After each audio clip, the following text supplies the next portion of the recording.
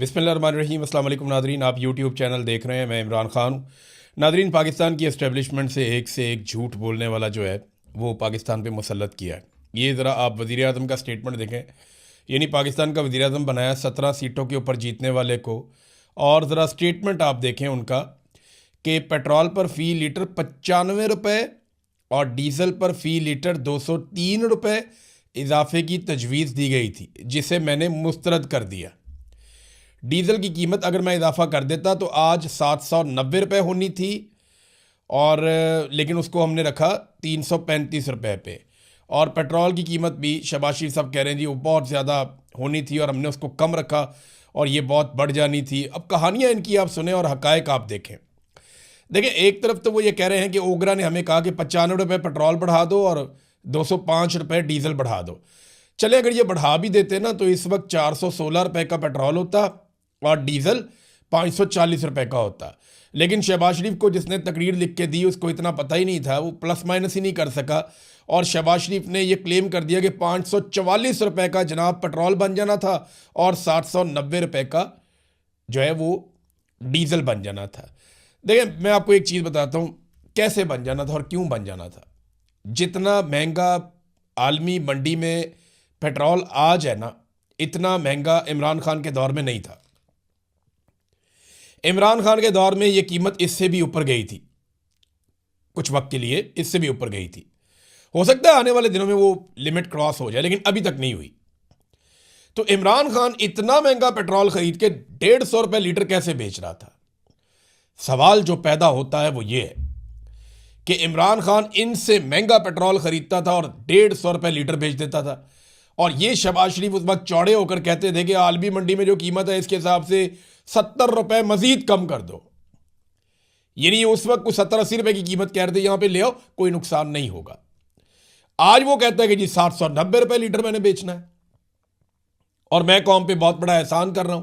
भाई, इमरान खान तुमसे महंगा पेट्रोल खरीद के 150 रुपये का बेच रहा था, ये सस्ता पेट्रोल खरीद के 350 रुपये से ज्यादा का बेच रहे हैं, और फिर भी कौम पे एहसान चढ़ा रहे हैं कि जनाब हम तो सस्ता बेच रहे हैं, हम तो जेब से पैसा डाल रहे हैं। तो ये सारा फ्रॉड है, झूठ है। हाई ऑक्टेन के साथ इन्होंने जो किया, उसके बाद PIA जिन्होंने खरीदी है उन्होंने रुला डाल दिया। वो आरिफ हबीब साहब आए, उन्होंने कहा जी इस कीमत के ऊपर तो हम PIA को चला ही नहीं सकते, PIA तो बंद हो जाएगी, वो तो खसारे में चली जाएगी। तो वो जो PIA जिन्होंने खरीदी है ना, वो इनसे ठीक करवा लेंगे कीमत, या उनसे कोई ना कोई कोटा ले लेंगे, या कोई ना कोई अपना माहौल बना लेंगे। वो हाई ऑक्टेन का अपना कोई ना कोई जुगाड़ निकाल लेंगे। उन्होंने जहाज़ चलाने हैं, वो कभी भी नुकसान में नहीं जाते। आरिफ हबीब साहब इस बात की खातिर जमा रखें कि फ़ौजी फाउंडेशन के साथ उन्होंने इत्तेहाद किया है, और पाकिस्तान में फ़ौज ने बेशक कोई ज़मीन फ़तह नहीं की, फ़ौज ने बेशक कश्मीर को और फ़लस्तीन को आज़ाद नहीं करवाया, बेशक हमारे दरियाओं का पानी जो भारत ने रोका उनको आज तक नहीं छुड़वा पाए, बेशक हमारे बहुत बड़े बड़े इंटेलिजेंस फेलियर हैं, बेशक पाकिस्तान 2 टुकड़े हो गया है, बहुत अजीबोगरीब किस्म की पाकिस्तान की फ़ौज की कारकर्दगी रही है। लेकिन इसके बावजूद अच्छी भी रही है बाद औक़ात। ये अभी तैयारे गिराए थे इंडिया के, उससे पहले 1965 में हमने बड़ी तगड़ी जंग लड़ी है, हमारे लोग बड़ी बहादुरी से लड़ते भी रहे, ये बात भी ठीक है। लेकिन कोई ऐसा कारनामा नहीं है जिसको हम कहें कि ये इलाका पूरा ऐसा है जो पाकिस्तान की फ़ौज ने फ़तह किया है। पाकिस्तान जब बना था ना तब बड़ा था, आज छोटा है।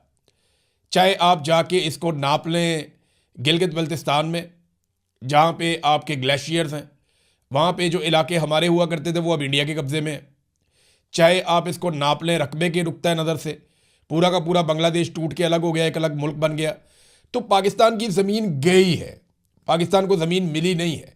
जब से पाकिस्तान बना उसके बाद से लेकर अब तक पाकिस्तान छोटा हुआ, बड़ा नहीं हुआ। फ़ौज का काम था कि पाकिस्तान की ज़मीन की हिफाजत करती, लेकिन बदकिस्मती से नहीं हो पाया। लेकिन फ़ौज ने कारोबार में कभी नुकसान नहीं किया। आज तक एक भी कारोबार ऐसा नहीं है जहाँ फ़ौज को नुकसान हुआ, चाहे DHA हो, चाहे इनका खाद बनाने का कारोबार है, चाहे बैंक का कारोबार है, चाहे एजुकेशन का कारोबार है, चाहे सड़कों का कारोबार है, कंस्ट्रक्शन का कारोबार है, और बेशुमार दूध का कारोबार है, मक्खन का कारोबार है, बहुत सारे कारोबार हैं। अब तो उसमें भी आ गए हैं, ये जो मोबाइल फ़ोन कंपनी है वो भी एक बनी हुई है, तो बड़ा कारोबार है। सियाहत का कारोबार में भी आ गए, अब तो ज़राअत के अंदर भी आ गए हैं, मादनियात के अंदर भी आ गए। तो फ़ौज को कभी नुकसान नहीं होता है, ना फ़ौज के ज़ेली इदारे को नुकसान होता है। बेफिक्र हो जाए आरिफ हबीब साहब, ये आपका मामला हल हो जाएगा। इमरान खान साहब जब अपने डॉक्टरों से मिले, अभी डॉक्टर जब जेल में जाके इमरान खान साहब को मिले, तो इमरान खान साहब ने उन्हें कहा कि 2 बातें बाहर जाके बोल देना। इमरान खान साहब ये चाह रहे थे कि कम से कम 2 बातें ऐसी हैं जो दुनिया को पता चले। वो ये समझते हैं शायद दुनिया को बिल्कुल पता नहीं है, क्योंकि उन्हें दुनिया से काट के रखा गया है। लेकिन हकीकत यह है कि हम सब ये जानते हैं, ना सिर्फ जानते हैं बल्कि इसके ऊपर रोज़ाना की बुनियाद पे बात भी करते हैं। एक तो इमरान खान ने कहा कि मुझे किसी से मिलने नहीं दिया जा रहा, दूसरा मुझे पढ़ने के लिए किताबें नहीं दी जा रही। ये 2 इमरान खान साहब के मामला थे, लेकिन डॉक्टरों ने इनकार कर दिया। उन्होंने कहा जी हम बाहर जाके नहीं बता सकते, लेकिन सोर्स से खबर तो निकल आती है। असदुल्ला खान साहब का एक मरतबा फिर शुक्रिया, उन्होंने ये बड़ी खबर फिर निकाली, फिर इसको ब्रेक किया। तो अब आ जाए नाजरीन कुछ बड़ी खबरों की तरफ।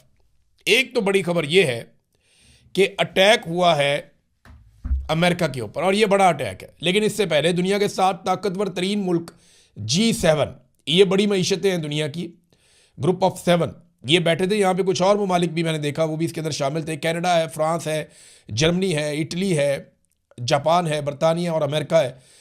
ये ममालिक जो है वो बैठे और इन्होंने आपस में बातचीत की है। और इसके अंदर फ्रांस के अंदर इनकी ये मीटिंग हुई है। इसमें अमेरिका के जो सेक्रेटरी खारजा हैं मार्को रूबियो, वो भी इस मुलाकात के लिए गए।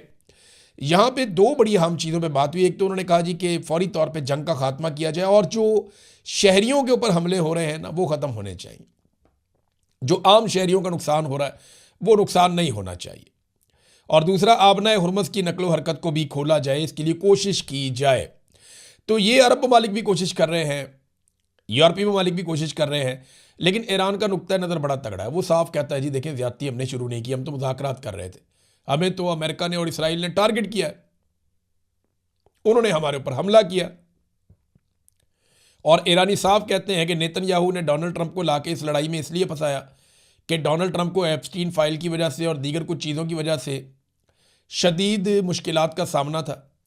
अब देखें ना, 28 तारीख आ गई है, अमेरिका के अंदर नो किंग मूवमेंट जो है वो आज चलेगी।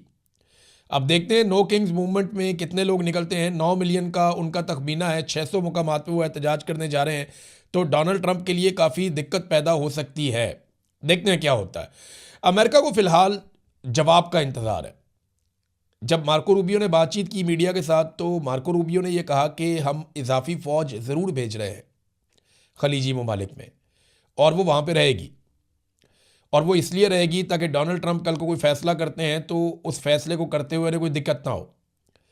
यानी वहाँ पे हमारे पास इजाफी फ़ौज भी होनी चाहिए, हथियार भी होने चाहिए, सिस्टम भी होना चाहिए कि जंगबंदी करनी है या लड़ाई को बढ़ाना है, दोनों सूरतों में डोनाल्ड ट्रंप के पास ऑप्शंस खुले रहें और सहूलत मौजूद रहे।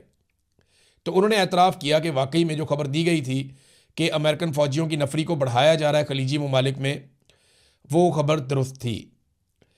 साथ ही साहब उन्होंने कहा जी कि हमें ईरान का इंतज़ार है कि वो जो 15 हमने उनको मुतालबात उनके सामने रखे हैं, उनका जवाब क्या आता है। देखें, 5 मुतालबात ईरान के भी हैं। ईरान ने भी अपने मुतालबात अमेरिका के सामने रखे हैं, अमेरिका ने अपने मुतालबात ईरान के सामने रखे हैं। इनमें चंद मुतालबात तो ऐसे हैं जो ईरान कभी भी नहीं मान सकता, वो उनकी घुट्टी में ही नहीं है, वो नहीं मानेंगे। और यहाँ पे ईरान की जानिब से जो मुतालबात हैं, अगर वो जायज़ भी हैं तो अमेरिका के लिए बहुत मुश्किल है उन मुतालबात को मानना। तो ये लंबा प्रोसीजर है कि कब तक ये मामला हल होता है। लेकिन एक चीज़ तो वाज़ेह हो रही है कि अमेरिका अपनी नफरी बढ़ा रहा है खलीजी ममालिक में, और इसके ऊपर रिएक्ट कर रहा है ईरान। ईरान ने 2 बड़े हमले किए हैं।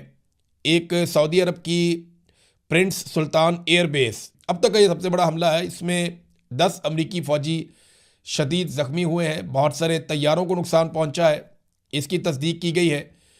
और अमेरिकन मीडिया भी ये कह रहा है कि अमरीकी फ़ौजी बहुत शदीद ज़ख्मी और में 2 की हालत जो है वो ख़तरे में है। जबकि जो एयरक्राफ्ट वहाँ पे मौजूद थे, तैयारे, उनके बारे में ईरान ने कुछ वीडियोस जारी किए हैं, वो भी तबाह हुए हैं।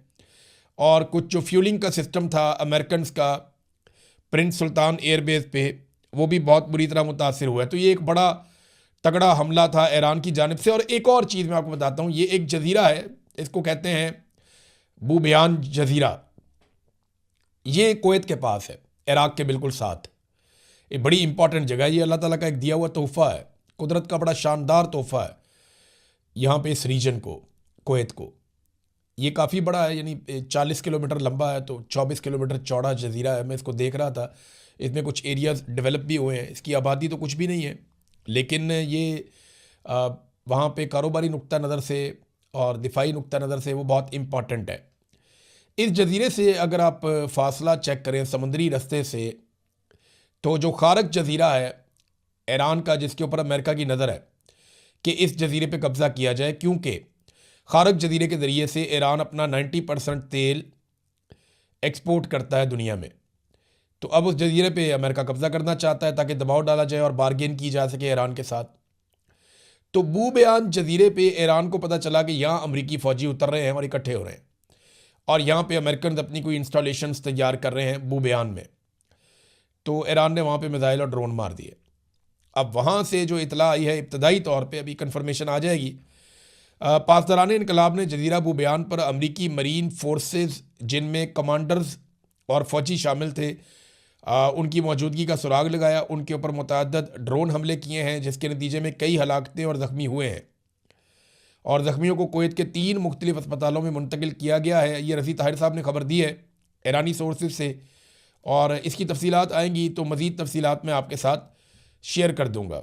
लेकिन ये प्रिंस सुल्तान एयरबेस पर जो हमला हुआ है ये बड़ा सिग्निफिकेंट है, बड़ा हमला है। इसमें ईंधन भरने वाली अमरीकी गाड़ियाँ, लॉजिस्टिक्स पोर्ट और कुछ तैयारे जो हैं वो तबाह किए गए हैं। ईरान ने दावा किया कि ये एक बड़ा हमला था। ये 84वीं लहर है, ईरान जो हमले कर रहा है उसकी 84वीं लहर है। ये आपने अपने जहन में रखना है कि इतने बड़े पैमाने पे हमले हो रहे हैं। नाजरीन, एक और सवाल उठाया जा रहा है बार बार कि क्या एक तवील ज़मीनी जंग शुरू हो सकती है। देखिए, ये मिसकैलकुलेशन के साथ लड़ाई शुरू हुई है। अमेरिकन ये कह रहे हैं कि नेतन्याहू ने डोनाल्ड ट्रंप को फंसा दिया। बहुत सारे अमेरिकन का ये भी, और ये वो अमेरिकन हैं जो डोनाल्ड ट्रंप को पसंद करते हैं। जो डोनाल्ड ट्रंप के मुखालिफिन हैं वो ये कह रहे हैं कि एप्स्टीन फाइल से बचने के लिए डोनाल्ड ट्रंप ने ये एडवेंचर किया है। जो उसके हमायती हैं वो कहते हैं नेतन्याहू ने फंसाया। नेतन्याहू को डांट भी पड़ी है, वो मैं आपको बताता हूँ क्या हुआ। और नेतन्याहू के अब रिपोर्ट हो रहे हैं कि मुसाद के साथ इख्तलाफात बढ़ रहे हैं, जो इसराइली इंटेलिजेंस एजेंसी है, कि मुसाद ने गलत रिपोर्टिंग की है और उसकी वजह से नेतन्याहू ने गलत फैसले किए हैं, और अब सारे के सारे इस लड़ाई के अंदर फंस गए। नेतन्याहू के साथ क्या हुआ, ये जो अमरीकी नायब सदर हैं JD वेंस, उन्होंने नेतन्याहू को झाड़ दिया। इनकी टेलीफोन के ऊपर आपस में बातचीत हुई है। पहले इसराइली मीडिया ने रिपोर्ट किया था इस तलखी को, और उन्होंने गलत रिपोर्ट किया था। उन्होंने ये रिपोर्ट किया था कि कोई बस्तियां नहीं बन रही हैं और फ़लस्तीनियों पे इसराइली आबादकारी हो रही है, उस वजह से नेतन्याहू को झाड़ पे लाई थी। लेकिन ये बात गलत है। असल रिपोर्ट ये है कि JD वेंस ने इल्ज़ाम लगाया कि नेतन्याहू ने ईरान में रजीम तब्दीली के इम्कानात पर हद से ज़्यादा खुशफहमी दिखाई, और डोनाल्ड ट्रंप को जो ख्वाब दिखाए वो पूरे नहीं हुए। तो अब देखें ना, डोनाल्ड ट्रंप के हमायती, में आपको इसीलिए कह रहा था ना कि JD वेंस तो डोनाल्ड ट्रंप का हमायती है, उसका नायब सदर है। तो वो वही बात कर रहा है जो उसके हमायती करते हैं कि नेतन्याहू ने हमें फंसाया, और नेतन्याहू ने अपनी गर्मी निकाली है जाके मुसाद के ऊपर कि मुझे गलत रिपोर्टिंग दी गई है। लेकिन इसके साथ साथ ना इसराइल के पास रास्ता कोई नहीं है इस लड़ाई को लंबा खींचने के अलावा। इसराइल पूरी कोशिश करेगा कि कुछ भी करके जंगबंदी ना हो। हालिया दिनों में इसराइल कुछ ऐसे हमले कर रहा है जिनके बाद ट्रंप जंगबंदी की जितनी भी कोशिश करे शायद वो कामयाब ना हो।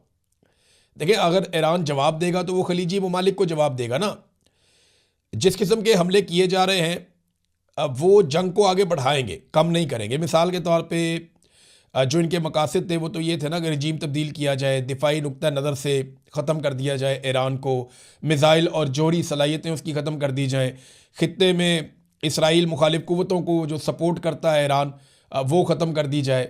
लेकिन वो कर क्या रहे हैं? स्कूलों के ऊपर हमले, अस्पतालों के ऊपर हमले, सनती यूनिट्स के ऊपर हमले, कारोबारी दफातर के ऊपर हमले, सरकारी दफातर के ऊपर हमले, रिहायशी इमारतों के ऊपर हमले, पावर इंफ्रास्ट्रक्चर के ऊपर हमले, वाटर प्लांट्स के ऊपर हमले, स्टील मिल्स के ऊपर हमले, फैक्ट्रियों पर हमले। अब 3 स्टील मिल्स ऐसी हैं ईरान की जिनके ऊपर अटैक किया गया है। 3 अलग अलग जगहों पे, अलग अलग शहरों में है, और ये बड़ी स्टील मिल्स हैं ईरान की।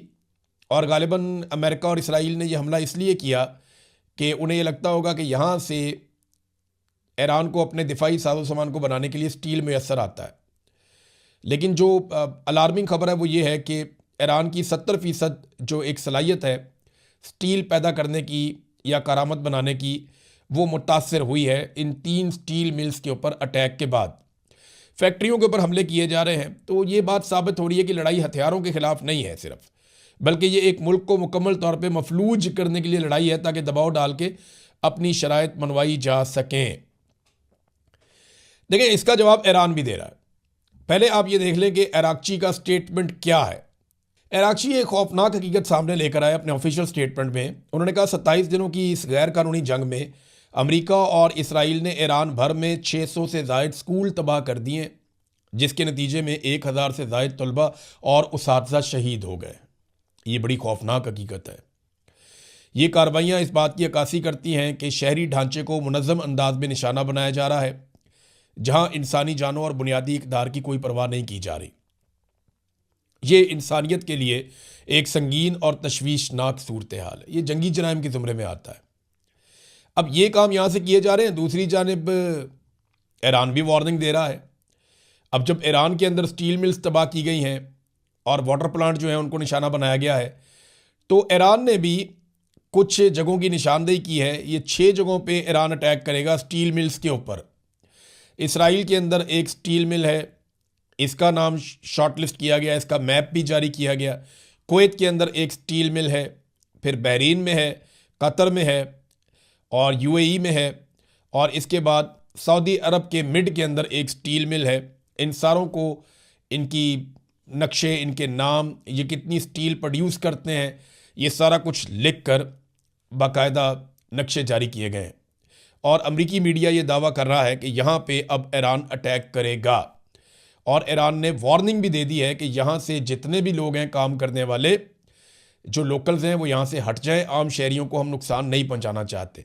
ऐसी ही वार्निंग दी है ईरान ने अमरीकी और इसराइली फ़ौजियों से दूर रहने के लिए। अरब ममालिक के शहरियों को जितना हो सकता है आप इनसे दूर रहें। नाज़रीन, हौसी बागियों ने भी धमकी लगा दी है। वो ये कह रहे हैं कि अगर ये तनाज़ा मज़ीद बढ़ता है और लड़ाई ख़त्म नहीं होती और बर्बरियत ख़त्म नहीं होती, तो बहरा अहमर के अंदर ये लड़ाई के अंदर उतरेंगे। और बहरा अहमर, रेड सी, जो मैंने आपको दिखाया भी था मैप के अंदर, बाब मंदब से ऊपर का इलाका, तो रेड सी के एरिया में यहाँ पे उनकी पूरी एक्सेस है। यानी जो हौसी हैं उनकी इतनी ग्रिप है यहाँ पे, और उनके हथियारों की इतनी रेंज है कि वो यहाँ पे हमला कर सकते हैं। तो इसके बारे में उन्होंने कहा जी कि हम फिर यहाँ पे अमेरिका और उसके मफादात को निशाना बनाएंगे अगर ये जंग ख़त्म नहीं होती तो। दूसरी जानिब सऊदी अरब, तुर्की, मिस्र और ये तीन मुल्क हैं, तीनों मुसलमान मुल्क हैं, क्योंकि मिस्र और तुर्की जो है वो कोशिश कर रहे हैं पाकिस्तान के साथ मिलकर कि ईरान, इसराइल और अमेरिका में जंगबंदी हो जाए। सऊदी अरब जो है वो बराह रास्त इसके लिए एक बेनिफिशरी है। तो ये वज़राए ख़ारजा पाकिस्तान आ रहे हैं मुबैना तौर पे, और ये आ सकते हैं। सऊदी अरब क्योंकि गल्फ़ कंट्रीज़ का लीडर है तो वो सबकी नुमाइंदगी कर सकता है। तुर्की जो है वो यूरोप के बिल्कुल साथ है, उसकी अपनी एक इम्पॉर्टेंस है, हम सब जानते हैं। और मिस्र जो है वो स्वेज़ कैनाल उसके पास है। जब वहाँ से जहाज़ गुज़रते हैं तो उनको फ़ायदा होता है, नहीं गुज़रते तो नहीं होता। तो अगर रेड सी में प्रॉब्लम आती है, या आबनाए हुरमज़ में प्रॉब्लम आती है, या बाब मंदब में आती है, तो मिस्र भी मुतासिर होता है। तो मिस्र की भी कोशिश है कि किसी तरह यहाँ पे अमन पैदा हो जाए। अब अमन के लिए सारे इकट्ठे हो रहे हैं, लेकिन ईरान किधर है? ईरान किसी खेल में दिखाई नहीं दे रहा। ईरान किसी चीज़ का हिस्सा नहीं बन रहा। ईरान बहुत मोहतात है और उसको इस बात का अंदाज़ा है कि उसके ऊपर बड़ा हमला किया जाएगा। ईरान की ज़्यादा तवज्जो इस बात पे नहीं है कि वो जंग को रोके कैसे। उसकी ज़्यादा तवज्जो इस बात पे है कि अगर जंग बढ़ती है तो उसको मैनेज कैसे करना है, उसको लड़ना कैसे है। बहुत बड़ी मिकदार में उसने मिसाइल बनाकर रखे, कोई ये तवक्को नहीं कर रहा था। बहुत बड़ी तादाद में उसके पास ड्रोन्स हैं, ये कोई सोच भी नहीं सकता था। तो ईरान का ज़्यादा फोकस इस बात पे है कि रशिया के साथ, तुर्की के साथ, सेंट्रल एशिया के कुछ ममालिक हैं उनके साथ, और चाइना के साथ उसने अपना रिलेशन कैसे रखना है और उनके साथ किस किस्म का ताल्लुक़ बनाकर रखना है कि अगर लड़ाई लंबी चलती है तो ईरान सस्टेन कर सके। ये है वो इम्पॉर्टेंट चीज़ जिसकी तरफ ईरान इस बात से ज़्यादा तवज्जो दे रहा है कि मुज़ाकरात में क्या बनता है। और देखिए, मुज़ाकरात के हवाले से भी जो ताज़ा हमले हुए हैं ईरान पे, बड़े खौफनाक हमले हुए हैं और जवाबी हमले भी ईरान ने किए हैं। लाजमी बात है, जब भी उस पर अटैक होता है वापस अटैक करता है वो तो रुकता नहीं है। तो अराक्ची ने कहा है, जो अब्बास अराक्ची हैं वज़ीर ख़ारजा ईरान के, उन्होंने कहा जी डोनाल्ड ट्रंप ने जो एक डेडलाइन दी है मुज़ाकरात के बीच में, ये उसकी वायलेशन है जिस किस्म के हमले हमारे ऊपर हो रहे हैं। और ईरान की जानिब से अभी भी उन 15 नुकात के ऊपर कोई जवाब नहीं आया। मेरे ख्याल में चंद चीज़ें वो मान सकते हैं, चंद चीज़ों पे डिबेट हो सकती है और चंद चीज़ों को वो नहीं मानेंगे। यहाँ अगर जंगबंदी होती है तो ईरान की टांग ऊपर है, यानी ईरानी खुश रहेंगे कि उन्होंने इस लड़ाई को हारा नहीं है। लेकिन अगर टेबल के ऊपर वो इस लड़ाई को हार गए, बाद वक़्त होता है ऐसे है कि जो लड़ाई आप मैदान में जीत रहे होते हैं वो आप टेबल पे हार जाते हैं। तो ईरान को इस बात की फ़िक्र करनी पड़ेगी कि जो लड़ाई उन्होंने मैदान में अब तक साबित कदमी के साथ लड़ी है उसको टेबल पे वो कितना अच्छा लड़ते हैं, ये बहुत इंपॉर्टेंट है। अब तक के लिए इतनी, अपना ख्याल रखिएगा, अपने इस चैनल का भी। अल्लाह हाफ़िज़।